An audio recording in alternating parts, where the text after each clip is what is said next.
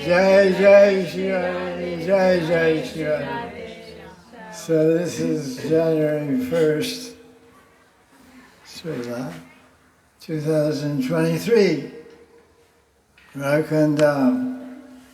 And we're going to read something about tasting Bhakti Ras and Manjari Bhav Sadhana. This is a theme of discussion we're reading from this book.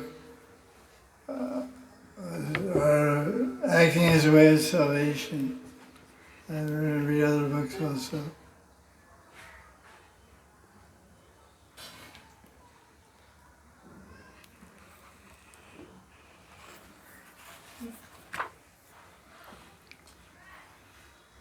So everyone's sleeping from New Year's party. Sorry, only a few people here. I had a good time last night. The goal of Raganuga Bhakti is too loud. I mean, it's only 5 people here. No need any microphone at all. The goal of Raganuga Bhakti is a shift from ordinary world.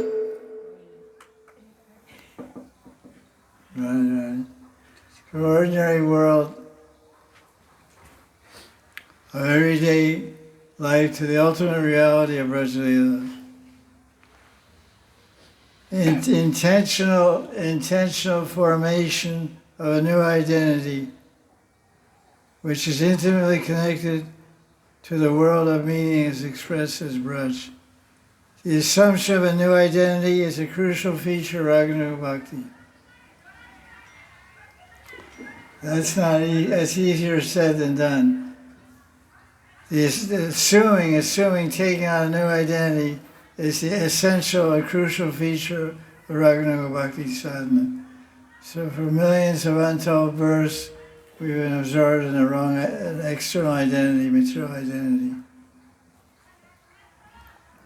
Gaudiya Vaishnavas achieve the world of Braj by assuming an identity which locates them in that world.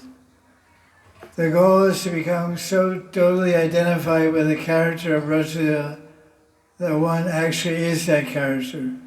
The total identification of absorption in the world of Radha Krishna's this is the goal of Bhakti. We have to forget our old self completely and permanently become thoroughly absorbed in our true identity, our Siddha Rupa as a gopi. The goal of Raganuga Bhakti is complete identification with a transcendent role model. So our role model is Tulsi Manjari, Rupa Manjari. The devotee is like an actor in a drama or a movie who seeks to play the role so well and effectively that one completely identifies with the role and discovers his true identity. So we're identifying with Tulsi Manjari, Rupa Manjari, and we become Tulsi Manjari. It's pretty fortunate, beautiful, special Manjari Gopi, and we have to become that also, a special fortunate, special Manjari of Radharani.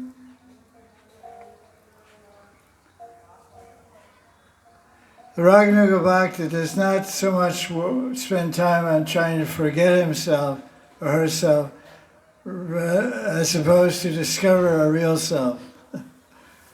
That's what's the most amazing thing. We heard a lecture the other day, someone asked the question, who's older? Is Krishna, are you as old as Krishna? What's the answer? Are you as old as Krishna? What's the answer? No. How's it possible? The answer is yes, we are as old as Krishna. Krishna himself says in Gita in chapter 2, verse 12 and verse 24, He says, never a time when I did not exist or neither all these kings. And he says, I'm not born, you're not born, we never died. So that's an amazing thing to realize. The basic scenario is like this. We have for eternal time, we've had two bodies. We have one body in the Maya Jagat and one body in the spiritual realm. The only body we know about is the material body. But there's another, we're eternally here, and we can get out of here, and we're eternally in the spiritual world, but we're not aware of it.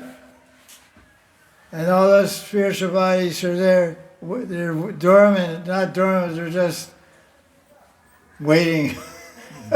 It's described, everyone writes about it, just says they're waiting there. There's unlimited spiritual bodies just waiting. Some analogies are given by different acharyas, which are interesting. It says it's like so many new cars in a showroom. One of those cars may be yours, maybe not. But when you pay the money and get the key, then you drive it away. That's your car.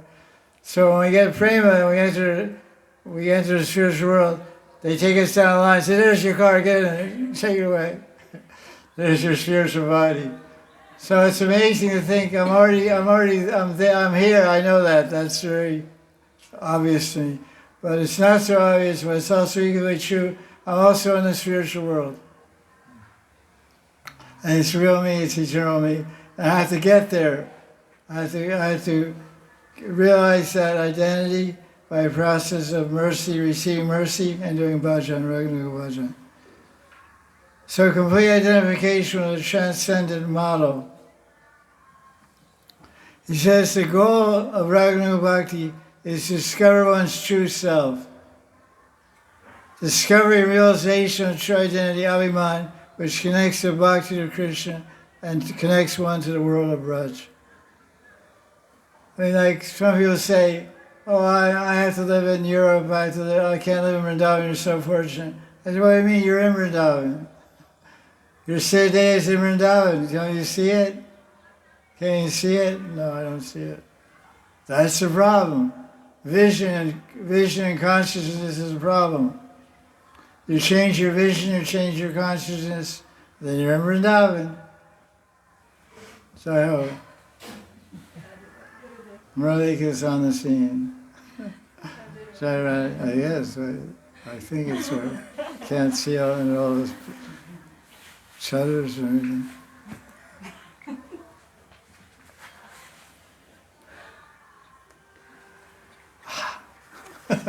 You made it. You're alive. In Bhakti Sandarbha, Jiva Goswami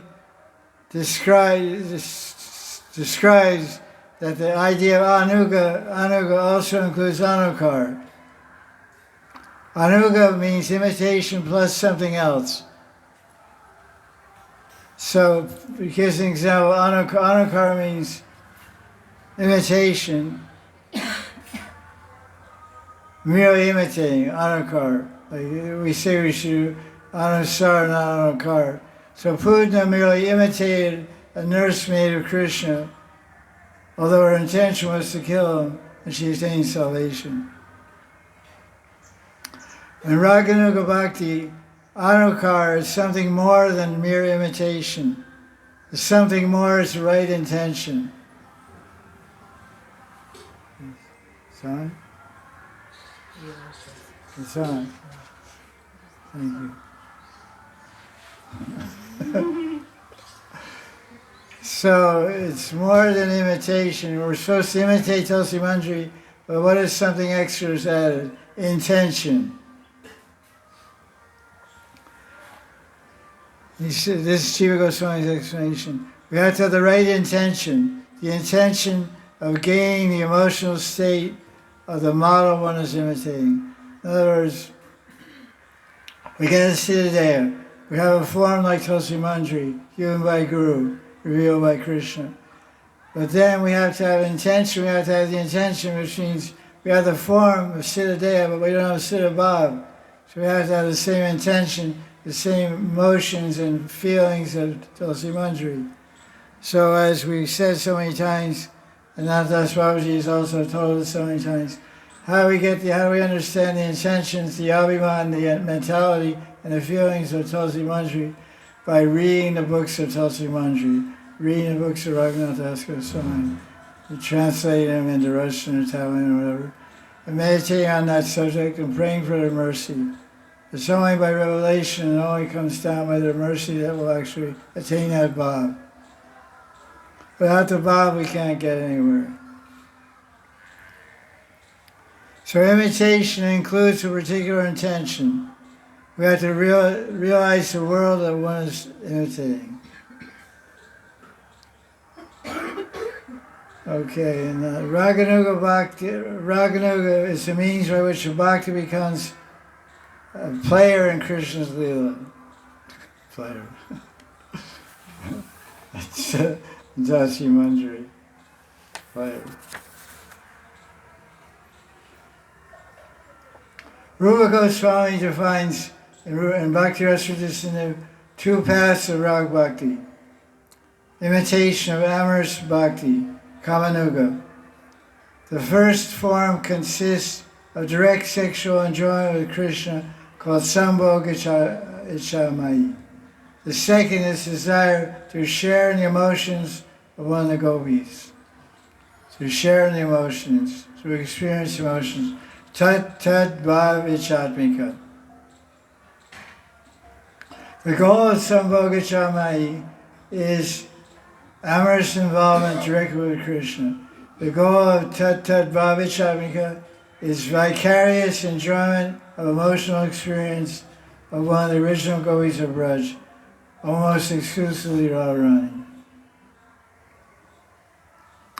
So Manjari Bhav, a sadhaka takes a role of a less direct but potentially more intense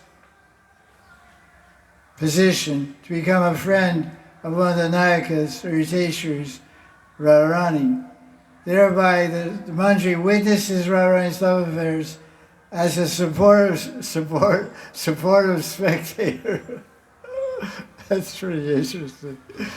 It's an amazing concept when you think about it. Because usually in the material world, love affairs of a man and woman, there's no audience, there's no spectators. Unless you're making blue movies or something like that, which most people aren't doing. But this is an amazing world. There's this most intimate, confidential exchanges of love with Krishna and Radharani are shared by an audience, by spectators. They're not spectators, they're amsas of Radharani. They're amsas of her loving service. Some are direct expansion of Radharani, and some are the sadhana siddha gopas, sadhana siddha manjaris. But it's a nice phrase, he says, they're supportive spectators. But we're not spectators, because you go to a soccer match or a cricket match, and you sit in the bleachers, sit in the stadium, you're supporting and cheering, but you're not playing on the field. So the difference is the Manjaris are supporting by serving. They're not spectating. They're feeling what Radharani's feeling and serving her needs one by one. Now obviously they have eyes so they see what's going on. They have ears, they hear what's going on.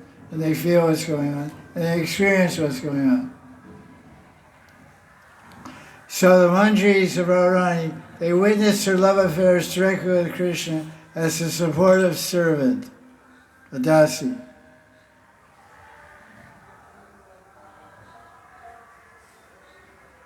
So the Manjaris serve the divine couple by bringing about their union.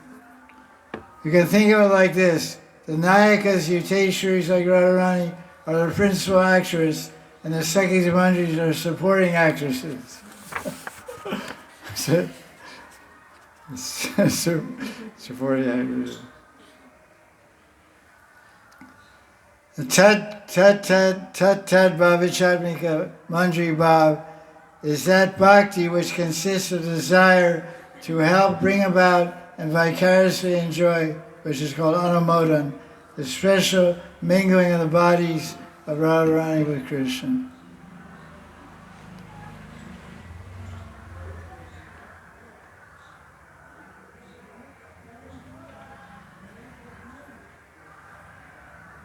Rupa Goswami describes the this is Manjari's Bhav, it's Tat Bhavichatmika, is the desire to share in the special emotions of one's favorite lady in Braj, and therefore is praised as the primary mode of Kamanuga Bhakti. Although Rupa Goswami presents both Sambhog and Bhavichatmika as equal, Jiva Goswami emphasizes Tat Bhavichatmika, Manjari Bhav. Raganuga sadhakas dramatically imitate and conform themselves to a role presented by a particular original character in Braj. But they should not think that they're that original character. I'm not Tulsi Manjari, not Rupa Manjari. I'm Sundari Manjari or Malika Manjari or whatever Manjari. We are. We are a Gopi with a distinct name and identity. I have a direct relation with Krishna, but I don't become Radharani. That's clear. A Raganuga sadhaka is considered successful if that person, if the sadhaka becomes an inhabitant, becomes a Brijvasi, but not one of the original Brijvasis.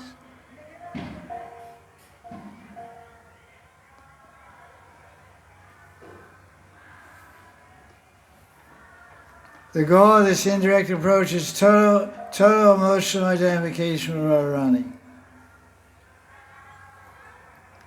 Emotional identity with Radharani is a characteristic of the Sakhis who are more devoted to Radha than to Krishna. Right? Radha Snehadi. The particular quality, this is a very important point, the emotional identity with, this is what Manjaris have to have, emotional identity with Radharani. This quality, the particular quality which allows the unity of emotion between friends, is said to be a trust. It's called Vishramba. Rupa Goswami defines Vishramba Bhav as a special confidential communication. This is an amazing idea. This meaning of Vishramba means a deep trust which produces mutual non-difference in all things. That's why Rupa Goswami explains Bhakti Ras Sindhu, the fourth limb of bhakti is Vishrambena Gurur Seva. One should serve the Guru with a feeling of non-difference, mutual non-difference in all things. This Vishramba allows unity of emotion between friends. It's said to be trust, Vishramba. So Vishramba means you trust your heart with the heart of the Guru, and the Guru trusts his heart with the heart of the disciple. So that's the Vishramba. It's very intimate and profound exchange of loving emotions between Radharani and Sakhi Manjaris, between Guru and Shishya. As a result of this deep trust, Vishramba, the heart of the Nayaka is known to the Sakhi.